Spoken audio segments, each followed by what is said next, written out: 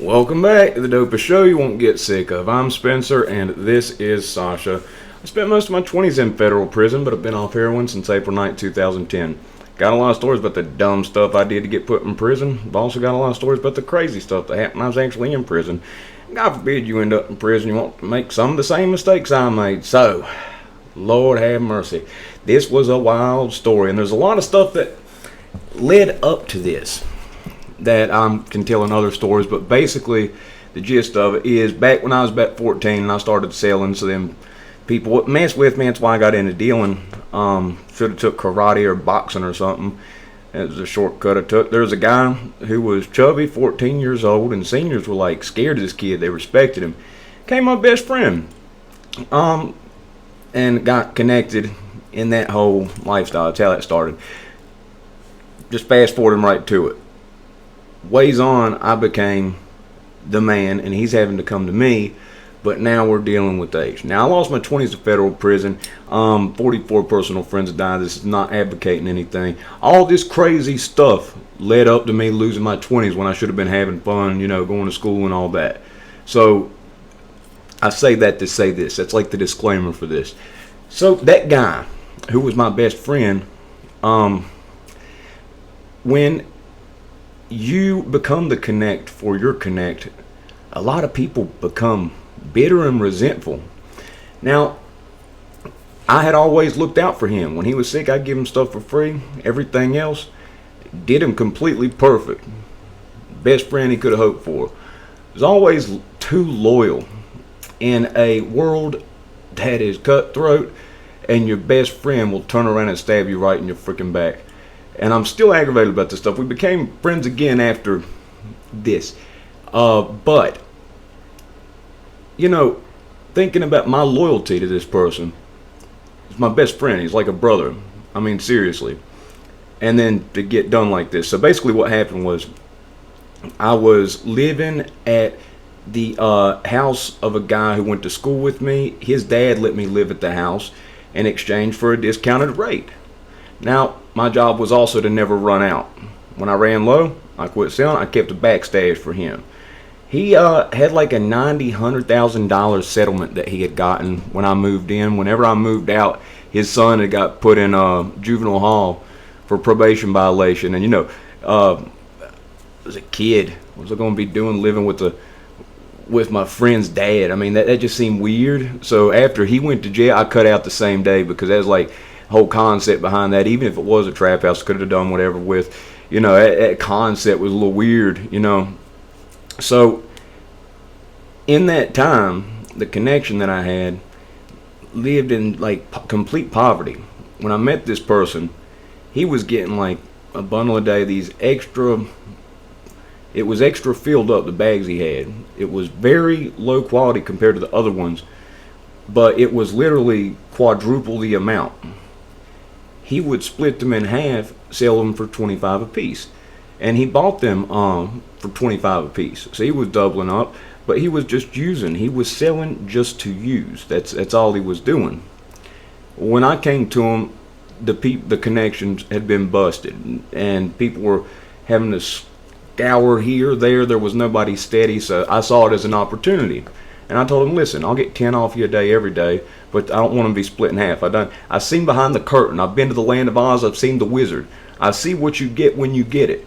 With me, don't do that. I said, I'm going to give you $350 for 10. So you're going to make $100. You're not going to cut them in half, and double up off me, but I can guarantee you that you'll make $100 a day every single day. That's $3,000 extra a month in your pocket just from me. Okay? I guarantee, even if I don't need it, I will get 10 a day. You will make 100 profit every day, even if I don't need to get more yet. And I made that deal. I made that commitment, and I kept it. Him, his girlfriend, their kids, that would be back and forth between them and the girls, the father of the kids. They were living in complete poverty in this little shack type deal. And, it's all bad. Drug dealing, it's not the solution to anything. I'm not talking about that. But I do have resentment because I got them out of that. Now, I made them enough money, and I knew who their connection was, where she lived and everything. This girl was going out of town doing some big stuff. I could have just knocked on that girl's door one day, but I was loyal, you know. And, you know, for a long time, it seemed like they were to me too. But they grew too big for their britches, as they say in the country, at a certain point. And yeah, once I started making a certain level of money, I was partying pretty hard, using a lot of it away, but I never slipped up on the expectations of what I had always held up to.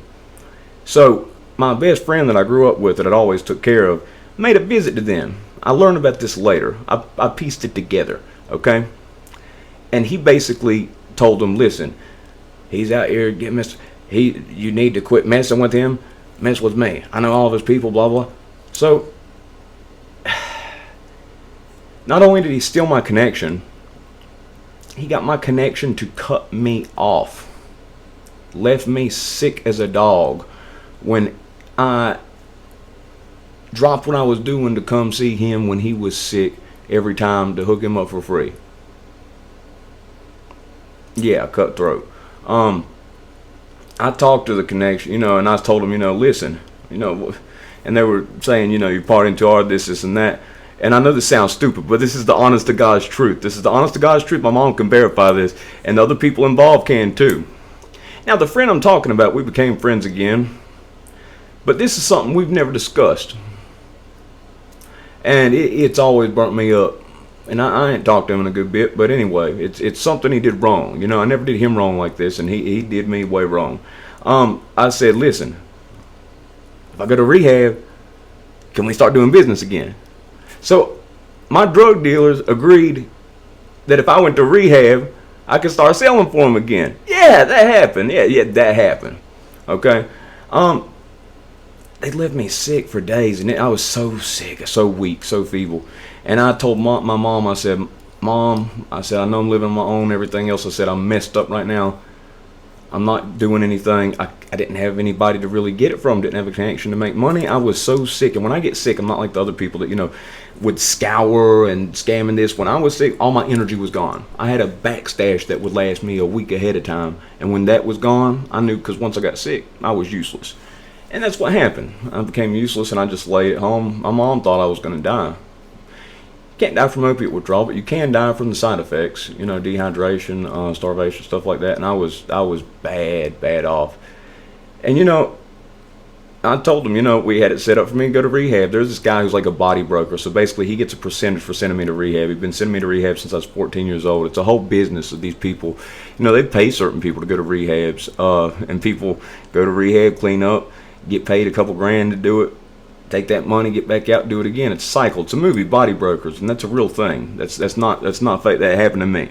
Okay, this scumbag who looked like Jeff Foxworthy, who drove a used Mustang, did that to me. And okay, and if he was really a part of NA and all that stuff, okay, the girl who his girlfriend, he's like this 45, 50-year-old dude. He's got a 20-year-old girlfriend who was 2 months clean. And NA, you're not supposed to be with somebody unless they have a year clean. Call that 13th stepping. So I mean, the guy was fraud, used people. So anyway, I went to rehab, and I called them from rehab. You know, not only were they connection, but I'd lived with them. I got them out of the ghetto, and you know, now they didn't have a house they were buying or anything, but they took advantage of an addict and gave him a decent amount to live in this house, nice house. Every month. They got a used car, traded somebody some stuff for that too. They'd saved up a good bit, you know. And when I called them whenever I was in rehab, they told me that my childhood friend, the one who screwed me over, got them to quit talking to me, they're like, we're sorry we did what we did. They said, he got a bunch fronted to him, and he's took off on us. I said, I told you that would happen. I said, I don't know why y'all did that. I said, I was doing my stuff, but I never had inconsistency. There was never anything like that bad that was going to happen. You know, why? I didn't understand it. So anyway, I get out of the rehab, and I go back to them, and the original thing that I was doing of giving them the 100 extra and it not being split in half. When I went back to them, they're selling it for more, and I can tell it's split in half. It's not the same deal, so it's not the same money. It's not the same respect. It's not the same appreciation for me getting them out of the ghetto. So I have a bone to pick with them. Now, me and the guy who screwed me over, who ripped them off, we ended up being friends again. I was quick to forgive. I mean, he was my childhood friend, like my best friend on the planet. I got some stories about him. Oh man, there was one time he robbed a 7-Eleven to pay for an abortion.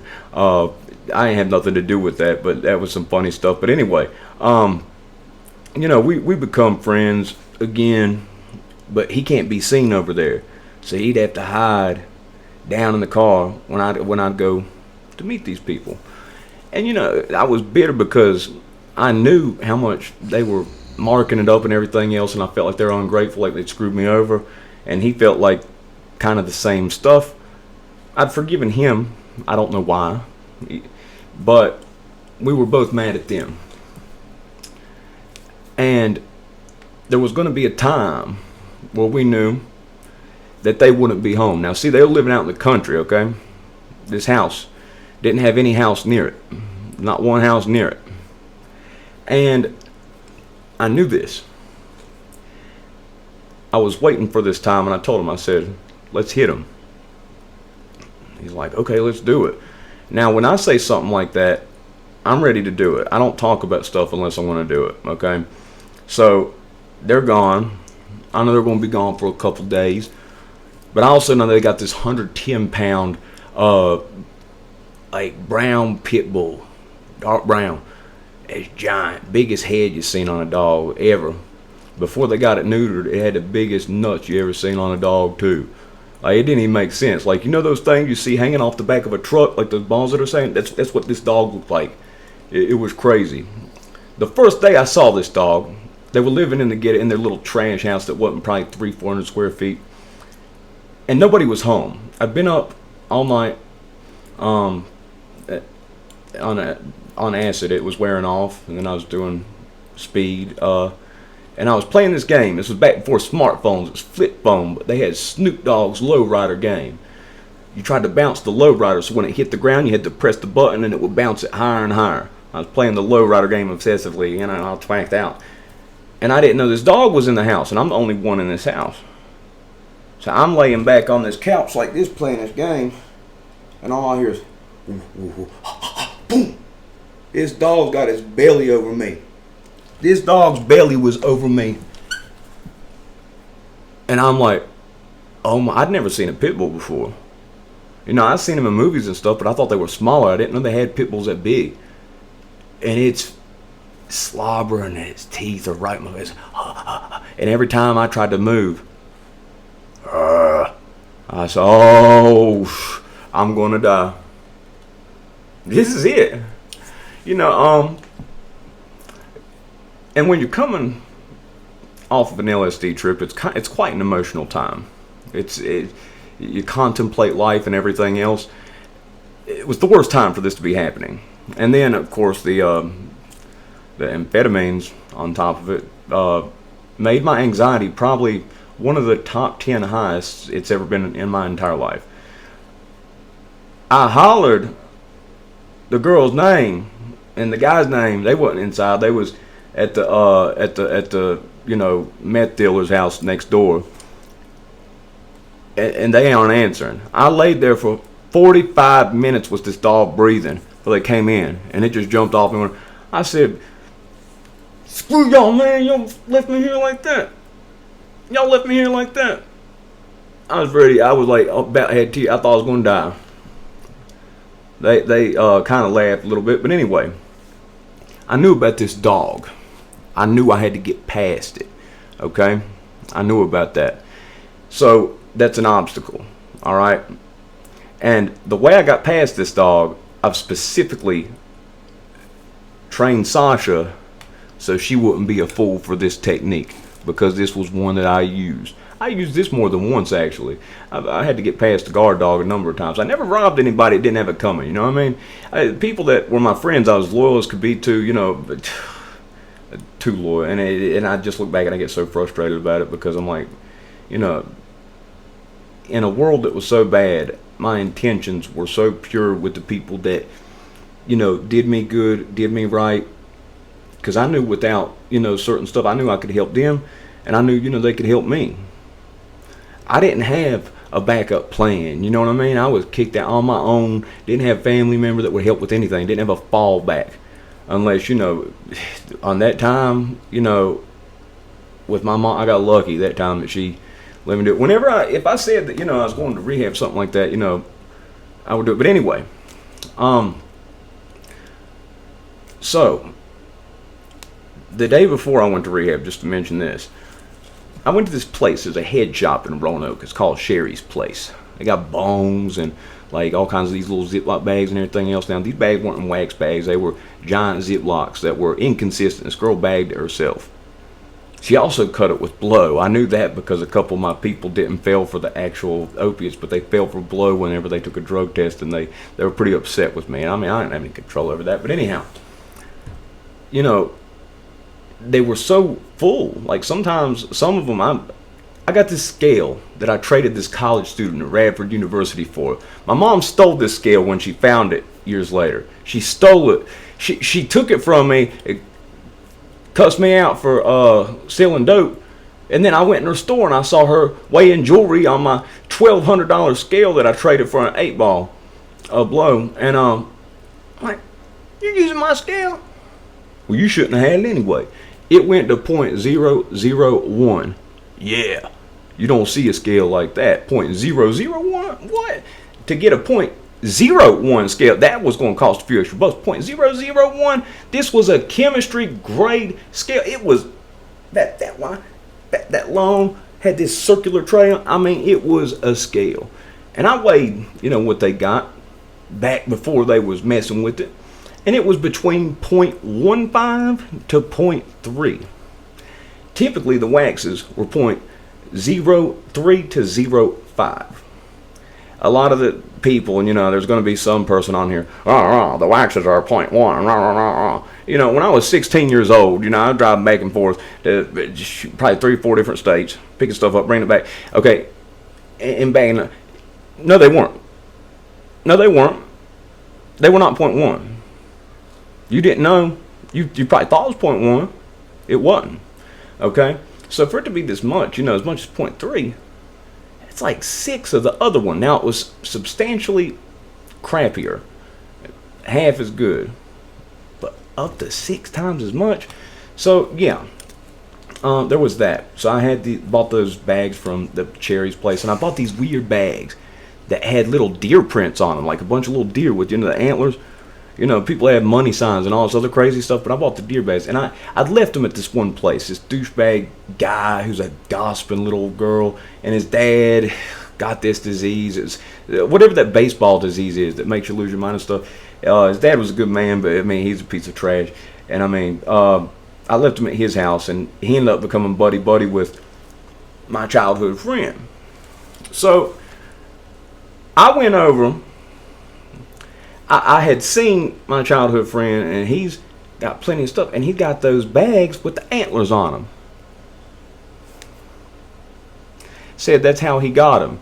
You bought a bag with some antlers on it from somebody random? Ain't that a coinky-dink?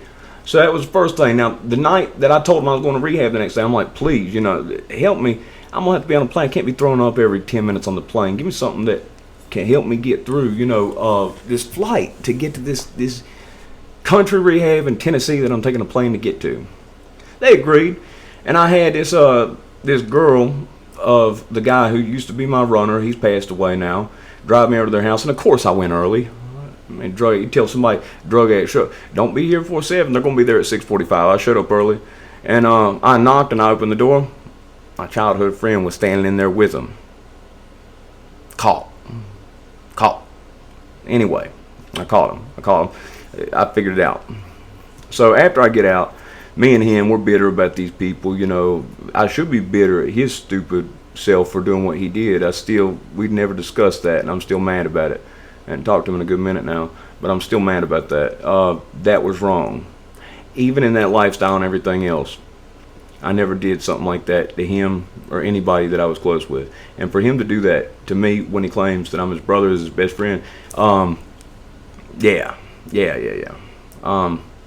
Maybe it's, the mental health issues. Maybe, most people in that life ain't that loyal. But like it was for me, like you're like, I got your back. I had people's back if I said it. I wasn't gonna say it if it wasn't true. And I could be cold to people I didn't like, and I could say stuff that was offensive, and I didn't mean to, but I just kind of, I'm probably autistic. I mean, I'm just weird. I know that, but anyway, so I say, let's hit them. They're gone. So we go to this country house, and we're checking the windows, checking everything else.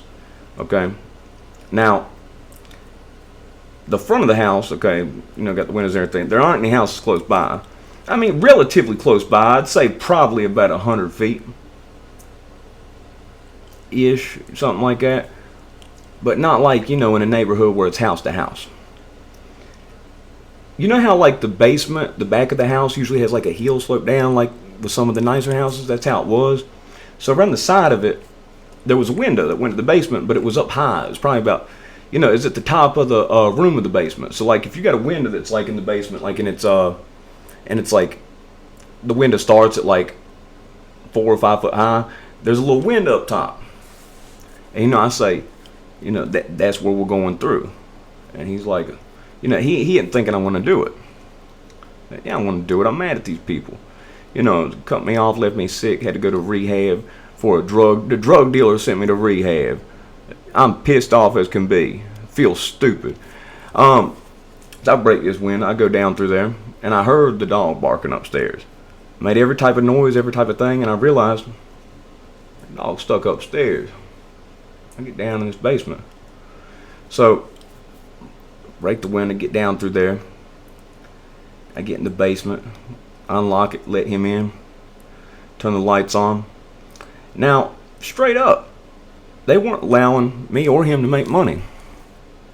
The stuff that I had bought when I was getting money. PlayStation 3, Xbox, all this stuff. I think it was my PlayStation 3 and his Xbox that they had. Yeah, we repoed that back.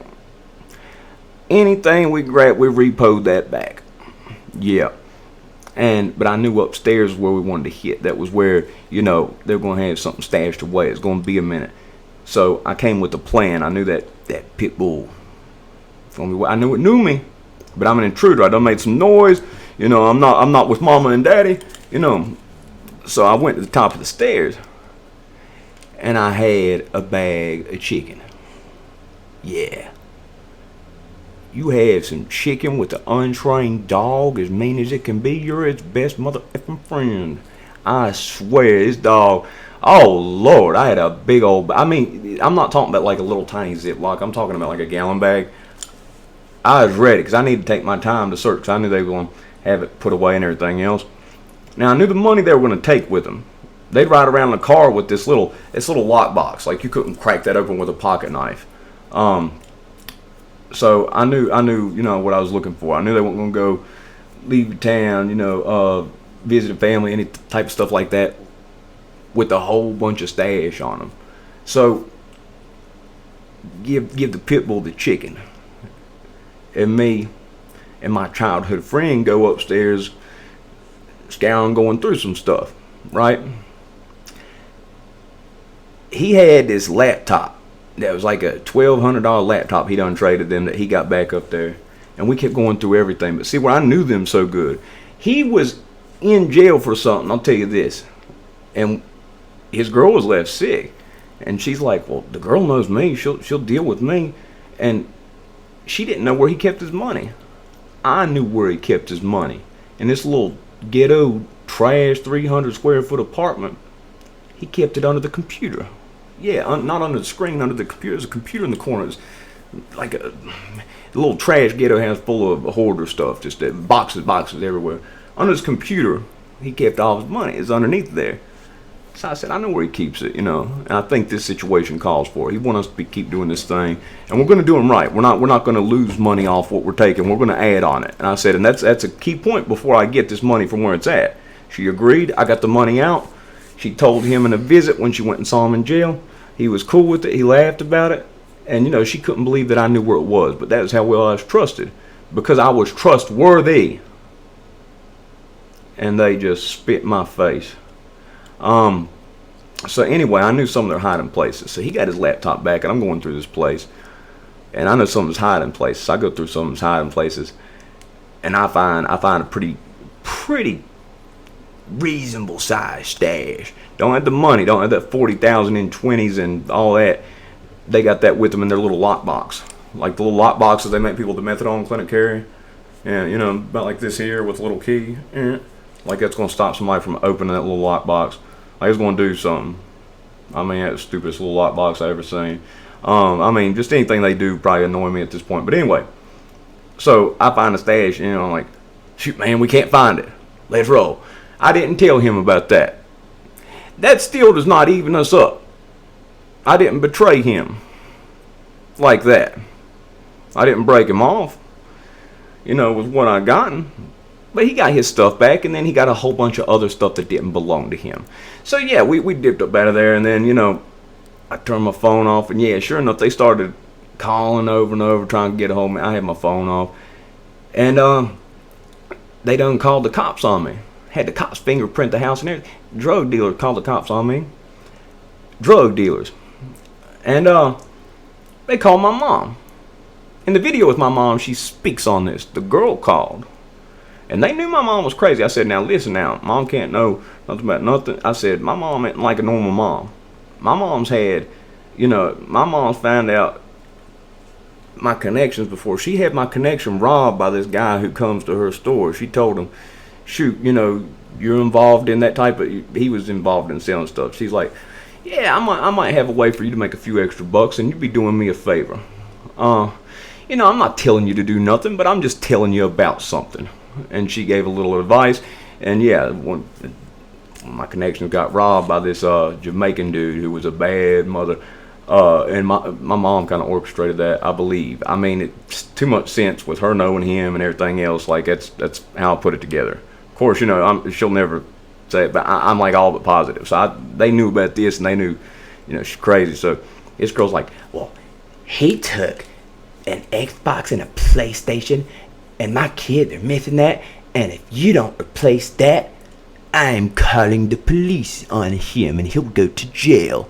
My mom said, well, that's funny. You said a PlayStation, right? PlayStation 3? I bought my son a PlayStation 3. I got the receipt for that. Do you have a receipt? She said, I know who you are. You're a drug dealer. You're going to call me and try to strong arm me. You know who I am? My mom, she smiles, and, you know, my mom is a put-together woman and all that stuff. There's some stuff about my mom. I'll get her come on here and tell it one day what she's willing to. My mom's tough. My mom beat up a drug dealer, showed up at my house one night, busted his head on the sidewalk. She talked about that in the video too. Had to hose the blood off the next morning before the school bus came. Kicked him in his butt all the way to the car. He kept trying to get on his feet. He bear crawled to the car. Every time he tried to stand up, she'd kick him right in his butt. Yeah, mom doesn't play. Have somebody try to come extort her, you know. And mom said that her boyfriend was saying, you stupid bee, hang up the phone. You know she's crazy. Hang up the phone. And yes, they hung up. Nothing came of that. But anyway, yeah, they made threats to me, but all the threats were to get me arrested. You know, it wasn't to whoop me or nothing like that. And also, too, the story about the cops thinking I had weed in the car because I'd ran over a skunk and the smell had lingered, that was right after this happened. So, linking stuff together for the people who are long-time watchers. But anyway, yeah, so they were mad. We didn't talk to them for a few years. I ended up talking to this dude who bought from me back when I was in drug court the first time. And, you know, he gave them my number.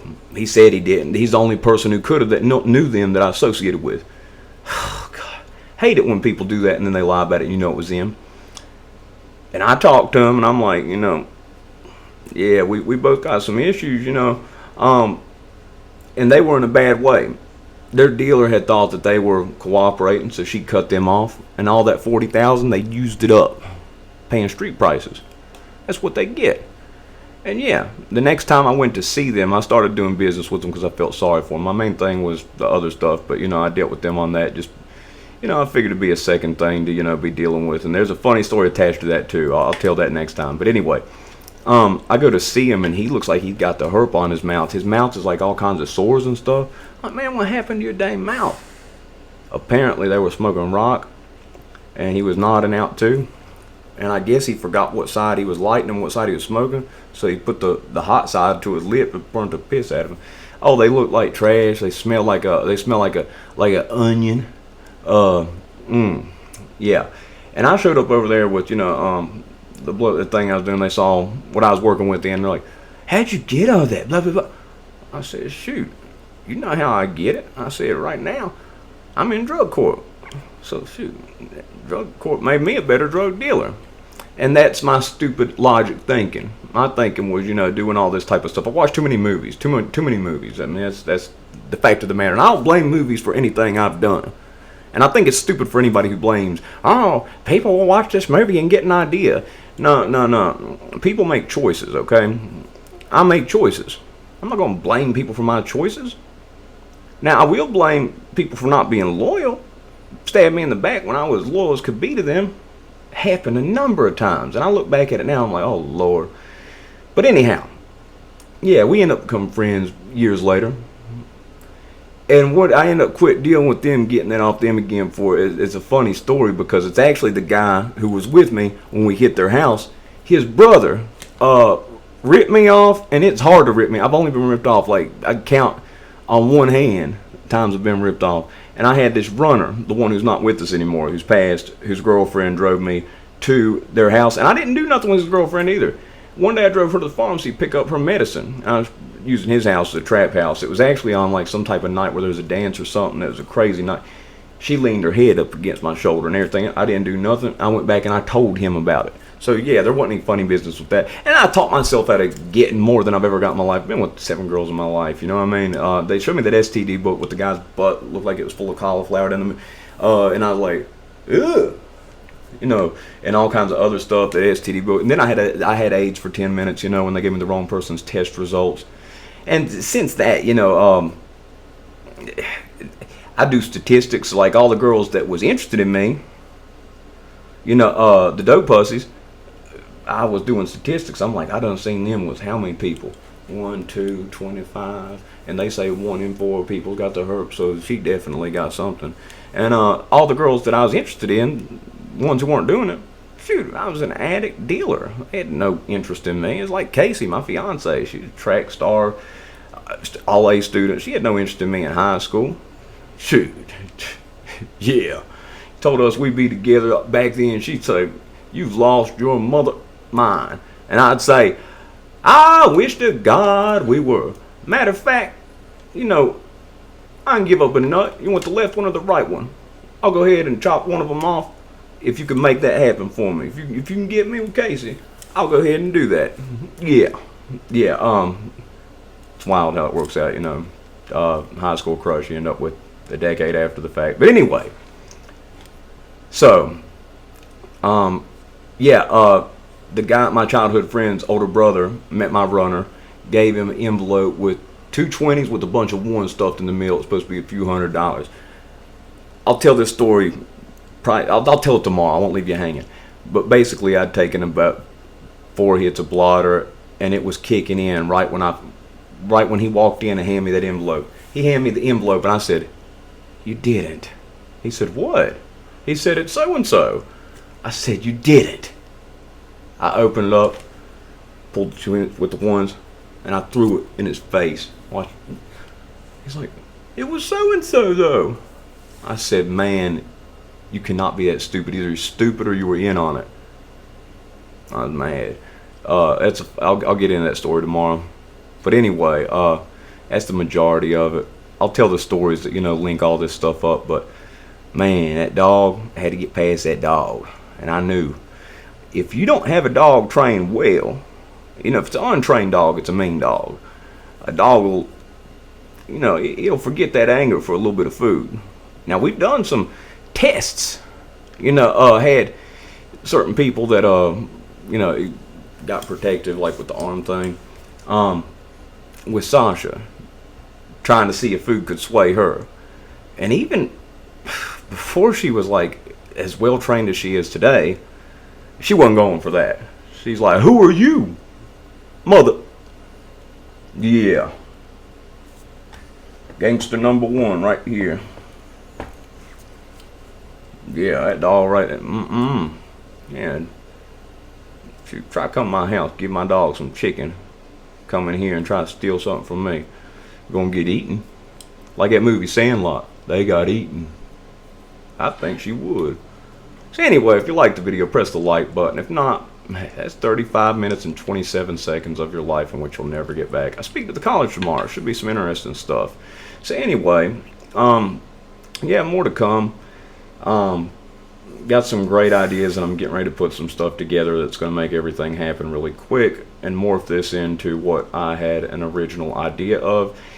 I had this original idea of just having a great group of people that bring each other up when they're down, addicts, basically like this videos on here being like an NA meeting for some people, therapy for other people. And you know, I thought, that ain't gonna happen. There's gonna be a bunch of trolls, say some stupid stuff, and there are some ignorant, stupid mothers that say some stupid stuff. Some people that use this new age slang, that listen to mumble rap, that grew up with this new age stuff, that think that they're, you know, blah, blah, blah, yeah, yeah, yeah. Going to tell me, you know, ah, your story doesn't sound real. Man, Lord have mercy. You know, they're the ones with the lies, fabrication. If you ask them, they're probably the baddest fighter and banged every girl in their town, and you know, and they probably got a 10-inch PP when it really, you know, probably about 3 on a good day. Yeah, that's some of the people. Now they aren't common, but my point is the people that are in the comments. I've got a good group of people, you know, a really good group of people on here. It's everything I hope for and more. I really appreciate you guys that have been here for so long and what you do, just talking to other people, bringing them up. It's an incredible thing, but I've had other ideas too, and I talk about stuff till it comes into existence. So sometimes I talk about stuff for a while and you're like, man, is he ever going to get to this? Is he ever going to do what he's been talking about? I talk about it, and once it happens, it's a thing. It's here. Okay, I got off probation, stuff's going on, got the plans. Been going through my insomnia. Stuff can trigger it. This can trigger it. That can trigger it. Stress, everything else. You know, somebody threatening my baby the other night. And, you know, then Pinto coming. Everything else, the insomnia, coming back from that. When that happens, it's something that happens to me. So I'm not ignoring anybody ever. Those of y'all who've been with me for long enough know that I'm not ignoring you. But it's a thing, and I do feel the need to mention it every time. So I don't want anybody to feel like I just don't have time for you, because it's the furthest from the truth. I write 5 pages worth of replies to anybody that I feel like I can give a piece of advice to that might be helpful to them. If I, you know, and to the idiots, you know, usually I just ignore, you know, little clowns, little idiots, little fools. But every once in a while when I had no sleep, I let them know about themselves. It's amazing over the internet, you know. People that would not say anything like that to someone's face, like it's like you know how some people do drugs and they get 10 foot tall. People get on a keyboard and they get 10 foot tall sometimes. Rick from Vegas Prison Stories, that is a good dude. Vegas Prison Stories, you should check that out if you hadn't already. His sister had a stroke. He was stuck in a hurricane trying to get to her, and he's trying to get, you know, a tablet because she couldn't speak. She's having to figure out how to speak again, and somebody's like, "You're making this up to scam people. I can see through you. I see things in people." All the psychics on the internet that know people's intentions stuff. Man, I hope that guy gets herpes. I told Rick that on his page too. It's a good dude. He's got a good channel too. Incredible at editing. I've watched him learn editing. You see my finger coming to and from the button. I mean, I look like I'm simple or something. You know, I'm not simple. I'm, you know, in the things that I know pretty well. But you know, when it comes to editing and stuff like with technology, I'm not that great, and I'm willing to admit that. But anyways, if you like the video, press the like button. Thank you who've been here for so long, and to those who are new, newly, welcome. It's going to be some good stuff coming, and it's going to be in the immediate future. I'm really excited about it. It's not one of those things like say I hope you like. I already know you're going to like it because I know these people and how incredible their stories are. It's the only good thing that came out of federal prison. Besides, the lengthy prison time sucks, but there were some wild stories of the people that got put there. Made me some interesting friends, and it's gonna come to a benefit on here. But anyway, that's it.